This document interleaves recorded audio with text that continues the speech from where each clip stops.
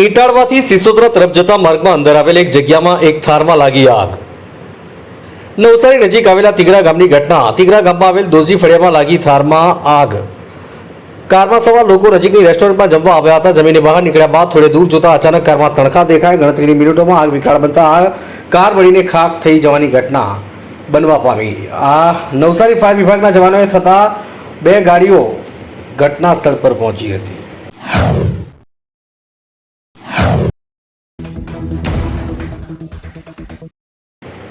બોટાદ જિલ્લા કોંગ્રેસ પ્રમુખ તરીકે હિંમતભાઈ કઠરિયાનું નામ જાહેર। સમગ્ર ગુજરાતમાં વિવિધ જિલ્લાઓને કોંગ્રેસના પ્રમુખ જાહેર કરાયા છે। જ્યારે કોંગ્રેસ મોવડી મંડળ દ્વારા બોટાદ જિલ્લા કોંગ્રેસ પ્રમુખ તરીકે કોંગ્રેસ પાર્ટીના પીઢ આગેવાન અને લોકપ્રિય નેતા એવા હિંમતભાઈ કઠરિયાનું નામ જાહેર કરવામાં આવતા બોટાદ જિલ્લા કોંગ્રેસ સમિતિમાં આનંદની લાગણી છવાઈ ગઈ અને નવનિયુક્ત પ્રમુખને વધાવી લીધા છે।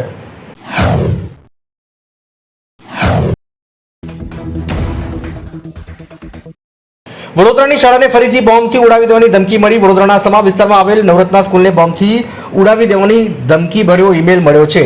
ધમકીને પગલે વિદ્યાર્થીઓને શાળામાંથી છોડી મૂકવામાં આવ્યા છે। સાથે જ બોમ્બ સ્ક્વોડ, ડોગ સ્ક્વોડ સહિત પોલીસ વિભાગના ઉચ્ચ અધિકારીઓ ઘટના સ્થળે પહોંચી ગયા છે અને તપાસ શરૂ કરી દેવામાં આવી છે। અને અગાઉ પણ આ શાળાને બોમ્બથી ઉડાવવાનો ધમકી ભર્યો ઈમેલ મળ્યો હતો।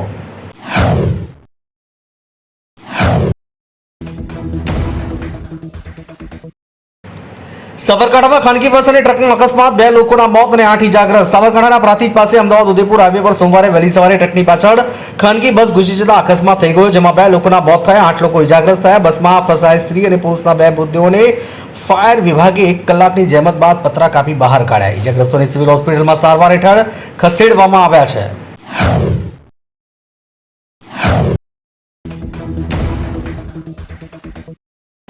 સુરતની તમામ શાળાઓમાં ભારે વરસાદને પગલે 1 દિવસની રજા જાહેર। ભારે વરસાદની સ્થિતિને પગલે સોમવારે સુરતની તમામ શાળાઓમાં 1 દિવસની રજા જાહેર કરી દેવામાં આવી છે। સુરત જિલ્લાના શિક્ષણ અધિકારી ડોક્ટર ભગીરથસિંહ પરમારે જાહેરાત કરી કે શાળાએ આવી ગયેલા વિદ્યાર્થીઓને રજા આપીને ઝડપથી ઘરે પહોંચે તેવી વ્યવસ્થા કરાઈ રહી છે। સુરત શહેરમાં નીચાણવાળા વિસ્તારમાં વરસાદી પાણી ભરાઈ ગયા છે।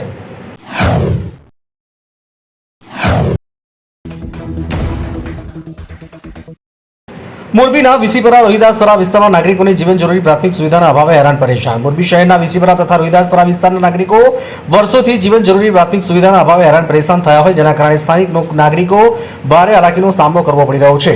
આ વિસ્તારમાં ચૂંટાયેલા કોઈપણ પ્રતિનિધિ દ્વારા પોતાની જવાબદારીઓ ન નિભાવતા લોકોમાં ભારે રોષ જોવા મળી રહ્યો છે।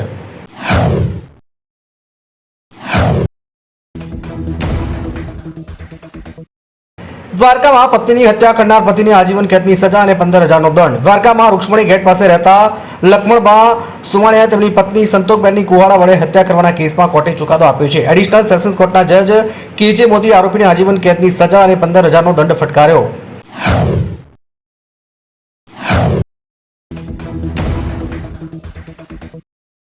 વરસાદી માહોલ યથાવત રહેશે। ભારેથી અતિભારે વરસાદની અંબાલાલ પટેલે આગાહી કરી। હવામાન નિષ્ણાત અંબાલાલ પટેલના જણાવ્યા અનુસાર આદ્રા નક્ષત્રને કારણે રાજ્યમાં વરસાદી માહોલ યથાવત રહેવાનો છે। પાટણ, મહેસાણા, પાલનપુર, સાબરકાંઠામાં ભારે વરસાદની શક્યતા સાથે અંબાલાલે ગુજરાતના અન્ય ભાગોમાં વરસાદની આગાહી કરી છે। આ ઉપરાંત અંબાલાલે દક્ષિણ ગુજરાતમાં ભારેથી અતિભારે વરસાદ અને સૌરાષ્ટ્રમાં ભારે વરસાદની શક્યતા દર્શાવી છે। નોંધનીય છે કે સુરતમાં આજે વહેલી સવારથી ભારે વરસાદ પડી રહ્યો છે।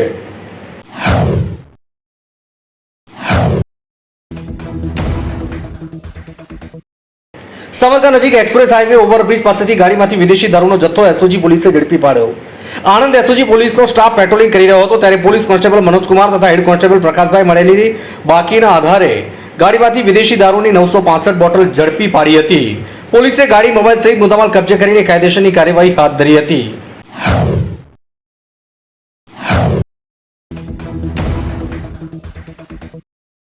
ઈડરથી ભિલોડાને જોડતો રોડ ઉપર પુલના નિર્માણ માટે વૈકલ્પિક માર્ગ તરીકે મૂકવામાં આવેલ ડાયવર્ઝન ભારે વરસાદ।